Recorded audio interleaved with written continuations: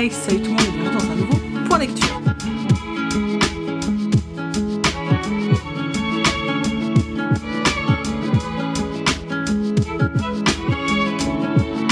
Aujourd'hui dans ce point lecture, je vais vous parler de 5 romans et une BD. Dans les 5 romans, il y a un abandon. Un triste abandon, je dois dire, parce que réellement c'était un abandon, un livre qui me faisait très envie. Et il y a 4. Et les 4 autres titres sont juste des petites merveilles, clairement.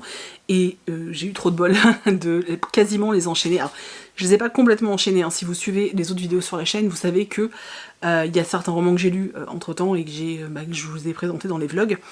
Mais vous allez voir que ils sont quand même vachement bien. Le premier dont je vais vous parler, ça va être l'abandon, comme ça. Après, on parle que de positif. Donc, il s'agit de ce roman Quand s'illumine la prune sauvage de Shokufé Hazard, donc aux éditions Charleston. Franchement, j'avais super hâte de découvrir ce titre qui a gagné pas mal de prix, il me semble, qui parle de la révolution iranienne avec Khomeini, etc. J'avais vraiment très envie d'en apprendre plus. Et puis, ce livre était un petit peu présenté comme un livre un peu différent. Et je pense que c'est cette différence avec laquelle, personnellement, je n'ai absolument pas accroché. On nous dit qu'en fait, ça va être un roman qui va être un peu présenté comme un conte iranien. Moi, j'ai eu vachement de mal parce que finalement, d'un côté, on a l'histoire avec un grand H, donc vraiment l'histoire de l'Iran et tout ce qui a pu se passer, les horreurs qui sont passées à ce moment-là, mais vraiment, il se passe des choses vraiment horribles dans le roman. Et à côté de ça, il y a une espèce de, oui, d'histoire, mais une histoire vraiment fantastique, où on nous parle, entre guillemets, de djinns, de sorcières, de trucs comme ça. Et en fait, ça me faisait complètement décrocher de l'univers, j'étais complètement paumée, je comprenais plus rien. J'arrivais pas, en fait, ça bloquait, mais vraiment ça bloquait. Arrivé à la moitié, je me suis dit que j'arrêtais, parce que finalement, je ne le lisais absolument pas avec plaisir, et que j'arrivais pas, en fait, ni à m'accrocher à l'une ou l'autre des narrations, même si les deux forment un joli tout, et que finalement, c'était peut-être, oui, une très belle façon de présenter ce qui s'est passé. En tout cas, avec moi, ça n'a pas du tout fonctionné, et je dois vous dire que j'étais vraiment très déçue, parce que c'est vraiment un roman que j'attendais pour la rentrée, et puis bah ça a été mais vraiment un effroyable échec pour moi. Je crois que actuellement c'est le livre qui m'a un des livres qui m'a le moins plus tanné, quoi. Enfin qui m'a le plus déçu plutôt, parce qu'il y a des livres qui m'ont pas plu mais j'avais pas d'attente. Mais là voilà, là c'est vraiment un de ceux où j'avais beaucoup d'attentes et où du coup je suis vraiment très déçue. Maintenant on va attaquer les 4 romans qui sont vraiment pépitas. Le premier, il s'agit de Felix Ever After de Kassen Callender aux éditions Slalom. C'est pas compliqué ce roman, j'avais déjà très envie de le lire quand il est paru en anglais. Je l'ai pas fait par fainéantise, puis parce qu'à chaque fois que j'achète des livres en VO, je les lis pas, donc c'est pas la peine. Mais du coup, quand j'ai vu qu'il sortait chez Slalom, autant vous dire que je l'avais préco, et il est arrivé à la maison le lendemain, je l'ai littéralement dévoré. J'ai adoré ce roman, c'était vachement cool, c'était vraiment cool. Il y a une ambiance new-yorkaise en plus dans ce livre qui m'a fait penser à d'autres titres, enfin bref, c'était vraiment super chouette. Donc dans ce roman, on va suivre Félix, qui est un jeune homme noir, gay et trans. Et malgré le fait que Félix sache exactement qui il est, c'est-à-dire qu'il sait qu'il est un garçon, il sait qu'il est... Alors il sait plus ou moins qu'il est gay, et voilà, il sait qu'il est noir, bon ça, de toute façon, il le sait depuis toujours. Malgré tout ça, il a quand même beaucoup de mal à trouver sa place. Et il est passionné d'art, il vit à New York, il a un meilleur ami dont il est extrêmement proche depuis toujours, meilleur ami qui le protège énormément, d'ailleurs ils ont une très belle relation, et dans l'école où ils vont, en fait, il va se passer un truc par rapport à la transidentité de Félix, quelque chose qui va être révélé lors d'une exposition, et Félix va se mettre en tête de se venger, en fait, et de trouver qui a fait ça, et de se venger. Sauf que forcément, tout le chemin qui va l'emmener à cette espèce de vengeance va lui faire réaliser certaines choses, va lui faire se questionner aussi. On a des passages entre Félix et son père, de beaux échanges, et j'ai beaucoup aimé parce que j'ai trouvé que c'était quand même assez juste, à mon sens en tout cas. Son père aime profondément son fils, malgré ça, il a du mal en fait à se faire à l'idée, parce que pour lui, voilà, c'est pas quelque chose de facile à accepter, et il comprend pas bien, donc oui, il va accepter en fait que son fils, qui est né dans le corps d'une femme, aujourd'hui veuille avoir le corps qu'il doit avoir, donc il va même l'aider, il va l'aider financièrement, il va l'aider pour beaucoup de choses. Mais à côté de ça, parfois, il va se tromper de pronom ou des choses comme ça. Et voilà, on sent qu'il est quand même... C'est pas un désarroi, mais on sent qu'en fait il est un peu perdu, son père, et qu'il veut tout faire pour aider son fils, pour que son fils soit heureux. Mais en même temps, lui, il a encore pas trouvé vraiment aussi sa place. Je trouvais que c'était vraiment bien fait. Alors peut-être que je l'explique mal, mais dans le roman c'est beaucoup mieux abordé. J'ai beaucoup aimé toutes les relations amicales. On est vraiment dans un roman très queer, avec beaucoup de personnages de la communauté gay ou queer de New York, mais vraiment cette ambiance new-yorkaise, cette ambiance un peu bohème, qui fait que voilà, ce sont des artistes, etc. Et puis les petites histoires d'amour, et surtout Félix qui cherche sa place, qui pense qu'il sait qui il est, et qui en même temps au bout d'un moment se pose des réelles questions, et des questions dont je trouve qu'on n'aborde pas souvent en fait. Alors j'ai pas lu 50 milliards de romans sur la transidentité ou le transgenre, mais en fait, les romans que j'ai lus sur le sujet, c'était plus axé sur le début de l'histoire, en fait, de l'histoire du personnage, dans le sens où le moment où la personne va dire au monde entier qu'en fait, il est transgenre, en fait. Et là, non, là, c'est quelque chose qui est déjà installé, qui tout le monde le sait, mais du coup, on est dans cette seconde étape, finalement, où Félix, malgré tout ça, se cherche quand même, et j'ai trouvé ça vraiment cool. J'ai eu un peu peur au début du roman, et je me suis un peu dit au début... ça va être bof, enfin je sais pas, au début j'étais un peu mitigée, et en fait au fur et à mesure de l'histoire j'ai commencé à m'attacher vraiment à tout le groupe, et à l'histoire, et c'était vraiment chouette, j'ai passé un très bon moment, et non, c'était vraiment une très bonne lecture. On va continuer dans les vraiment belles surprises, donc Mexican Gothic de Silvia Moreno Garcia aux éditions Brajlon. Pareil, ce livre en VO me faisait littéralement baver d'envie, j'ai sauté dessus à sa sortie en français, et alors... clairement, c'est pas horrifique. Faut pas non plus déconner, c'est pas horrifique. C'est frissonnant, on va dire. En fait, je pense que ça dépend de la sensibilité de chacun, mais ça peut être frissonnant. Moi, il y a certaines scènes, je vous ai dit, comme je visualise énormément mes lectures, il y a certaines scènes, j'étais... Tu vois, ça me file un peu le poil quand même, hein. Mais j'y retourne, tu vois, j'y retourne parce que c'est juste au niveau de l'ambiance, c'est pas effrayant, mais pas du tout. Par contre, ce que j'ai beaucoup aimé, c'est que c'est rare, mais ce qu'il y a écrit là, c'est vrai, c'est-à-dire que dessus il y a écrit Lovecraft rencontre les sœurs Brontë en Amérique latine.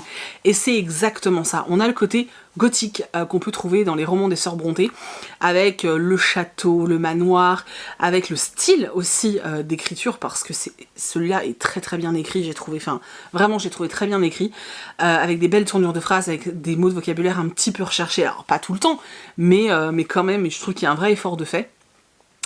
Et à côté de ça, on a le côté Lovecraft pour le côté horreur, mais pareil, Lovecraft, ça fait pas, tu vas pas te planquer sous ta couette, ça a un côté un peu frissonnant, et c'est du fantastique surtout. Et moi j'ai adoré l'ambiance. Alors, j'ai trouvé la fin un petit peu... Moi j'ai moins aimé la fin, mais simplement parce que on est moins dans l'ambiance, on est plus dans la révélation, etc. Donc on est un peu moins dans cette ambiance pesante qu'on avait au début, et qui moi me plaisait énormément. C'était très lent, très sous-jacent, enfin tu vois, je sais pas, il y a un truc qui me plaisait de ouf, et on l'a un peu moins à la fin, mais on a aussi des explications que j'ai beaucoup aimé. En gros, on suit une jeune femme qui s'appelle Noémie, qui vient d'une famille assez aisée du Mexique. Elle vit à Mexico, d'ailleurs, il me semble, si je dis pas de conneries. Et son père va lui confier une mission, en gros, d'aller dans une espèce de campagne, retrouver sa cousine, parce que sa cousine s'est mariée. Et depuis quelque temps, c'est un peu bizarre, et surtout, ils ont reçu une lettre vraiment très étrange. Et le père de Noémie s'inquiète. Donc, il va demander à Noémie d'aller là-bas, pour vérifier que tout se passe bien, et voir comment va sa cousine. Noémie, quand elle arrive dans le château, enfin dans le manoir, déjà elle trouve que tout est bizarre. Il y a une ambiance chelou, il n'y a pas d'électricité alors que normalement il y en a partout. On est dans les années 60 je crois, un truc comme ça. Voilà, et elle trouve que l'ambiance est bizarre, il y a plein de secrets, on la laisse pas s'approcher de sa cousine comme elle le voudrait, elle va commencer à faire des cauchemars, elle va apprendre qu'il se passe des trucs, enfin qu'il se sont passés des choses étranges dans cette famille et dans ce château, enfin dans ce manoir, et tous les gens sont chelous, mais vraiment, et à partir du moment où elle va se mettre à faire des cauchemars, on va commencer à comprendre ce qui se passe. Je vais m'arrêter là vraiment parce que je veux rien vous en dire, mais l'ambiance était juste parfaite et j'ai adoré. Voilà, moi j'ai adoré. La fin, je vous dis, est peut-être... c'est un peu différent, on a l'impression que le roman a pris une autre tournure, etc. Mais personnellement, j'ai vraiment beaucoup aimé. Et parce que je suis rentrée dedans comme ça, et parce que j'aime ce type de roman gothique très lent, très... ouais, vraiment dans l'ambiance en fait, et je peux que vous recommander ce titre qui était vraiment génial. Maintenant, honnêtement, c'est pas un livre d'horreur, hein. Moi j'ai vu des gens qui étaient très déçus parce qu'ils pensaient frissonner à mort. Non, non, c'est pas... Enfin après ça dépend de votre sensibilité bien sûr, mais sincèrement, oui, vous allez, voilà, vous allez sentir... peut-être, ouais, c'est vraiment l'ambiance, mais il faut vraiment réussir à se mettre dans l'ambiance, quoi. Mais voilà, après c'est pas, on va dire que c'est légèrement frissonnant, mais en tout cas moi je trouve que ça fait bien le job, et on est bien dans cette ambiance Lovecraftienne, et dans cette ambiance gothique des Sœurs Brontë, quoi, donc... pour moi, c'était un carton plein, et je vous dis, au début, en plus, moi, je l'ai attaqué en pensant que c'était rangé en young adulte, et du coup, bon, après, vu la couve, enfin, ça fait quand même très young adulte, je trouve, ça fait pas du tout littérature adulte, après, c'est peut-être un préjugé de ma part, mais c'est le sentiment que j'ai, et du coup, je m'attendais pas à la plume, parce que, on peut dire ce qu'on veut, les romans young adultes sont rarement ultra travaillés au niveau de l'écriture et du style, et du coup, ça m'a vachement étonnée, et j'ai aimé ça, en fait, j'ai aimé ça parce que ça a fait un bien fou, et voilà, donc pour moi, celui-là, il était vraiment trop top. Les autres sont tout aussi bien, hein, et voire peut-être même meilleurs, je ne sais pas. J'ai ensuite bondi à la librairie de Téhéran, donc de Marja Kamali aux éditions Hauteville. De toute façon, ce roman, il m'appelait. Alors déjà, la couve est incroyablement sublime, et le livre... c'était tellement cool, c'était tellement cool. Vraiment, si vous avez un peu de mal avec le début, avec le premier quart, on va dire, n'ayez pas peur, continuez. Parce qu'en fait, on va suivre le personnage principal de son adolescence jusqu'à ses vieux jours. Donc c'est vrai que le début du roman, ça fait bizarre, parce qu'en fait, elle est ado, et c'est ses premiers émois, son premier amour, et on se dit, c'est quoi cette romance young adulte pourrie? Enfin, c'était pas terrible, tu vois. Mais en fait, au fur et à mesure que tu avances dans l'histoire, ça prend complètement une autre tournure, et c'était tellement cool. Dans ce roman, on suit Roya, qui est une Iranienne installée aux États-Unis depuis plusieurs années, mariée avec un Américain qui a un fils, etc. Et en fait, au tout début du roman, donc dans le premier chapitre, elle va se rendre dans l'équivalent d'un EHPAD, en fait, j'ai envie de dire, et elle va retrouver un homme, et en fait, on comprend tout de suite que cet homme a un rôle particulier dans sa vie, ou en tout cas a eu, ou aurait dû avoir, on sait pas trop, mais voilà, cet homme c'est quelqu'un de particulier, et à partir du moment où elle rentre dans cet EHPAD pour retrouver cet homme, eh bien, on va nous raconter le passé de Roya. Donc on retourne dans les années 50 à Téhéran, et on suit Roya et sa sœur qui ont une chance inouïe, puisqu'ils font partie d'une famille où le père n'a qu'un souhait, c'est que ses filles fassent carrière, que ses filles soient scientifiques, fassent des études et une carrière superbe. Voilà, ils ont vraiment envie de ça en fait. Et on est à deux doigts du moment où le chat en fait va renverser le pouvoir, et où et où l'Iran va basculer vers un état complètement différent, et voilà, on est vraiment à cette frontière, et en fait on va suivre du coup Roya qui mène ses études, qui mène sa petite vie, etc., et qui va entrer dans une librairie, donc à Téhéran. Elle va rencontrer le libraire, et surtout elle va y rencontrer un jeune homme qui au premier abord c'est pas qu'il lui plaît pas, c'est qu'au premier abord, elle le trouve un peu... Voilà, je vous laisse découvrir, mais il y a un truc, quoi. Et puis, il va vite se passer un truc entre eux, en fait, une vraie attirance intellectuelle, déjà, voilà, par rapport au lieu où ils se rencontrent. Du coup, voilà, on va un petit peu parler de tout ce qui s'est passé à cette époque-là en Iran, et de tout ce qui peut être résistance, etc. Et essayer de voir ce qui peut se passer entre Roya et ce jeune homme. Et c'était vraiment chouette de remonter le fil de l'histoire comme ça. Alors je vous dis, au début, on est un petit peu... je sais pas comment expliquer, en fait, les peut-être 100 premières pages, comme on les suit ados et que c'est vraiment leur romance ado, voilà. Une fois qu'ils commencent à devenir adultes et qu'ils mènent leur vie d'adulte et qu'on sait ce qui se passe, etc., la vue du roman est complètement différente.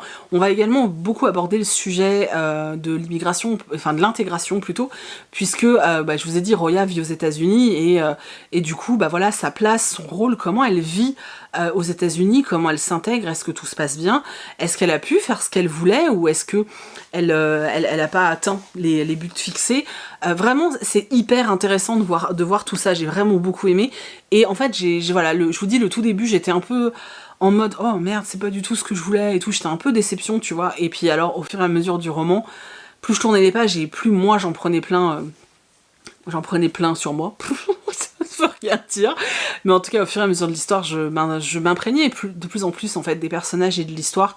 Et j'ai été profondément touchée par Roya, surtout une fois qu'elle devient adulte, mais c'était vraiment très très chouette, et ce retour en arrière, et puis ensuite on revient dans le présent pour savoir pourquoi elle est à l'EHPAD, qu'est-ce qu'elle fait avec cet homme, enfin voilà, et c'était beau en fait, c'était beau parce que c'est un roman qui est rempli d'histoire, qui est rempli d'amour, et de concessions, de beaucoup de choses, et il m'a vraiment touchée, j'ai vraiment beaucoup aimé ce titre, et je suis extrêmement contente parce que celui-ci aussi je l'attendais très fortement, donc une belle surprise et plein d'émotions, et vous savez que c'est ce que j'aime le plus dans les romans, recevoir plein d'émotions en pleine tronche comme ça, j'adore. Et le dernier, je me doutais que ça allait être un peu attendrissant et tout, parce qu'il y avait l'histoire d'un jeune homme et de son grand-père, donc forcément, moi, dès qu'il y a des grands-parents, vous savez, vous me connaissez maintenant, mais je m'attendais pas à ce que ce soit aussi touchant, en fait.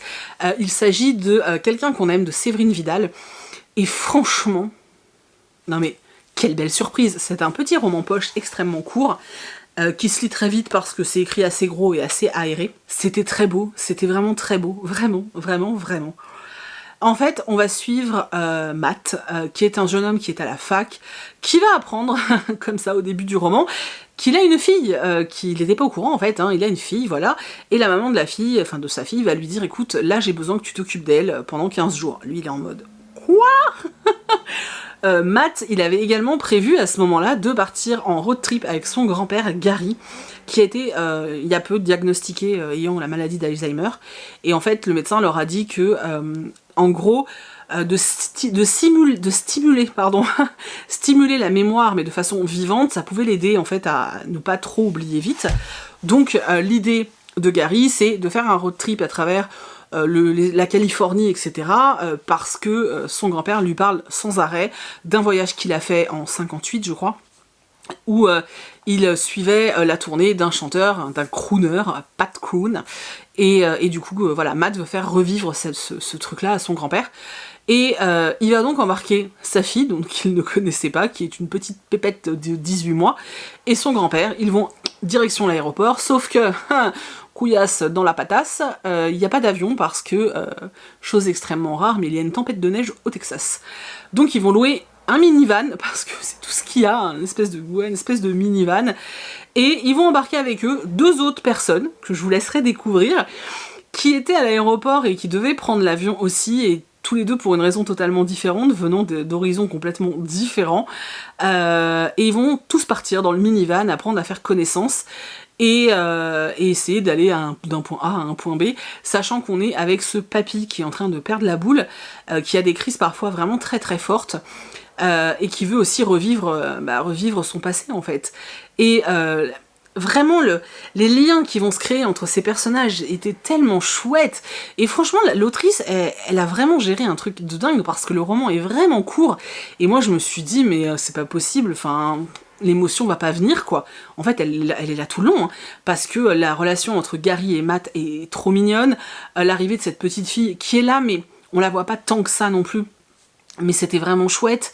Les 2 autres personnages ont un côté ultra touchant. Bon, il y a l'un des personnages qui a une histoire un peu what the fuck, mais ça reste touchant, ça reste vivant, et c'était vraiment... il y avait beaucoup de tendresse, en fait. C'est ça que j'ai aimé, c'est qu'il y avait beaucoup de tendresse, et de voir ces gens qui s'attachent les uns aux autres aussi rapidement, parce que voilà, ils ont chacun leur faille, et que finalement... finalement ils ont beau ne pas se connaître, ils vont apprendre à s'aimer très vite, et c'était vraiment chouette en fait, j'ai vraiment beaucoup aimé. La fin m'a vachement émue et non, c'était vraiment un très beau roman que je vous conseille vraiment, mais vraiment de tout cœur, c'était chouette. Il y a des passages assez cocasses, parce que Gary, je vous rappelle quand même qu'il a la maladie d'Alzheimer, donc il fait des choses parfois qui peuvent être un peu déroutantes, puis il va revivre son passé, mais est-ce que son passé correspond réellement aux souvenirs qu'il avait ? Comment lui vit sa maladie, comment son petit-fils vit la maladie de son grand-père.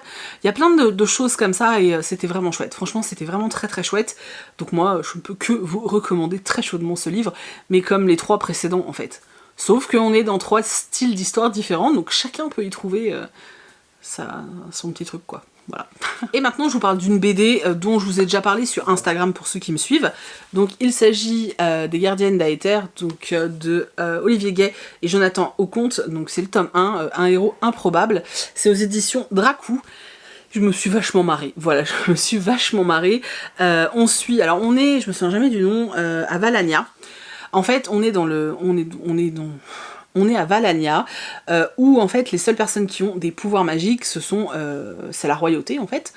Et nous on va suivre Aether, qui travaille, qui est là en fait, et qui travaille dans le château, il est commis en fait, il fait un peu la bouffe, il fait un peu le ménage, enfin, voilà, il fait ses petits trucs. Sauf que l'Empire de Valania va être attaqué par ces machins là, un peu bizarres, qui vont, comment dire, qui vont un peu tout détruire, etc.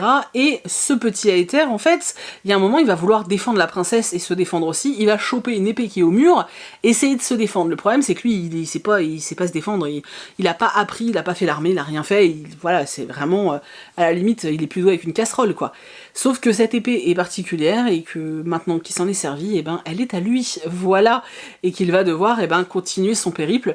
Mais en fait, il est un peu boulet, il est un peu là voilà, son rôle c'est un peu c'est un peu le rôle inversé dans le sens où finalement c'est lui la petite princesse en péril et la princesse, sa meilleure amie et une pirate de l'air vont devoir finalement le protéger. C'est bourré d'humour, bourré de... Voilà, c'est bourré d'humour, c'est bourré de clins d'œil geek, bourré de clins d'œil à plein d'univers. Et moi je me suis vraiment marrée, c'était sympa. Alors comme je l'ai expliqué sur Instagram, c'est pas une BD où vous allez avoir des éclats de rire, mais c'est une BD qui va vous faire sourire tout le long et ça c'est plutôt chouette. Vraiment, c'est plutôt très très chouette même. Donc voilà, je voulais juste vous en reparler vite fait pour ceux qui ne me suivent pas sur Instagram. Vous avez tort d'ailleurs. Mais en tout cas, voilà, c'était une belle lecture et je suis contente de l'avoir faite. Et j'attends le tome 2, ça sera une trilogie. Donc voilà, j'attends le tome 2 qui devrait sortir dans un an. Voilà. Vous noterez que j'arrive à faire des vidéos beaucoup plus courtes. Voilà, je tranche un peu dans le vif. L'idée c'est juste de vous donner envie sur certains titres, et de toute façon, même si je vous donne pas envie avec ces romans-là, le but c'est aussi de vous donner envie, je vous ai déjà dit, d'aller plonger dans votre bibliothèque et de choisir un roman qui vous fait envie. Voilà, le plus important, sincèrement, c'est d'écouter vos envies. Ne suivez pas ce que vous voyez partout, ou ne suivez pas, voilà, faites vraiment juste, lisez ce que vous avez envie, c'est tout quoi. Tu as envie juste de lire ta boîte de céréales, lis ta boîte de céréales, tu vois, pas de soucis. Pourquoi je digresse au fait?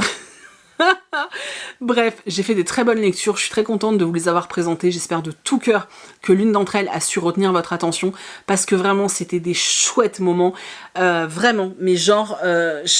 c'est vraiment rare, et c'est pour ça que je vous dis qu'il faut vous écouter, c'est vraiment rare que je sois capable de vous présenter 3 romans, enfin 4, parce qu'il y a le poche aussi, 4 romans comme ça, qui chacun à leur manière a su profondément me toucher. C'est des romans que je suis très heureuse d'aller classer dans ma bibliothèque, que je relirai sûrement, en tout cas j'espère. Et c'est ce genre d'histoire où alors vous êtes ravis de les avoir terminés, ravis de les avoir lus, et d'avoir eu ce petit moment privilégié en fait avec les personnages et avec l'histoire, mais où en même temps vous vous dites, enfin moi c'est comme ça que je fonctionne en tout cas, mais où je me dis que les gens qui ne les ont pas encore lus et qui vont avoir cette chance de les découvrir, ils ont de la chance quoi. Donc voilà, des registres bien différents, mais tous finalement emplis d'une certaine émotion, à part peut-être Mexican Gothic qui est un peu moins dans l'émotion, mais voilà. Et la librairie de Téhéran, c'est vraiment très bien si vous avez envie d'en savoir un petit peu plus sur l'histoire de l'Iran, sans non plus aller dans un roman complètement historique, parce que finalement ce qui domine dans ce roman, c'est, on est vraiment finalement sur un roman, ça pourrait faire un peu, vous savez, comme les romans de... comme les romans, je sais pas comment expliquer. C'est vraiment un roman genre un peu à double temporalité où on découvre, ça me fait penser à Benedetto Madvert, vous voyez. C'est ce type d'ouvrage où finalement c'est un peu un ouvrage contemporain avec une romance quand même, surtout au départ, puisque c'est l'amour qui a créé ce lien, tu vois, qui est toujours présent, mais en même temps ça nous permet de découvrir peut-être une culture qu'on ne connaît pas, et une partie de l'histoire qu'on ne maîtrise peut-être pas non plus, donc en ça il est vraiment chouette, surtout bah voilà, si on est novice et qu'on veut en savoir plus, c'est plutôt chouette en fait. Voilà, moi je vous dis, je suis tellement contente de ces lectures que j'ai encore envie de vous parler, de les garder dans les mains, tu vois. Voilà, mais il est temps que je me taise. J'espère en tout cas voilà, que l'un de ces titres vous aura donné envie, peut-être même celui que j'ai abandonné, hein, qui sait. N'hésitez pas à me dire vous, si vous faites de belles lectures en ce moment, est-ce que, je sais pas, est-ce qu'il y a vraiment, depuis septembre, est-ce qu'il y a un roman qui a retenu votre attention, genre vous savez ce livre où finalement vous vous attendiez pas à un truc de fou et vous avez adoré, voilà. Et dites-moi aussi si au contraire, certains titres que vous attendiez depuis peut-être plusieurs semaines, plusieurs mois vous ont beaucoup déçu. C'est des sujets qui m'intéressent énormément, donc vraiment j'attends de vous lire dans les commentaires, j'ai hâte, mais si vous saviez à quel point j'ai hâte. Oui, c'est perturbant tous ces Stitch qui nous observent, ça me perturbe dans le retour. Voilà, j'ai vraiment hâte de lire tous vos retours. Je suis désolée, en ce moment j'ai énormément de mal à répondre à tous les commentaires. J'essaye de répondre plic-ploc quand je peux, mais ouais, en ce moment c'est un peu compliqué, mais faut que je retrouve un rythme et ça va le faire. En tout cas, je les lis tous et ça m'apporte vraiment beaucoup de soutien, beaucoup d'encouragement. Donc je compte vraiment sur vous, pour partager sur les réseaux aussi si vous en avez la possibilité, bien sûr. Et laisser des petits pouces, des commentaires, c'est ultra important pour me montrer que voilà, que vous êtes encore là en fait avec moi et voilà, et c'est important, c'est tout.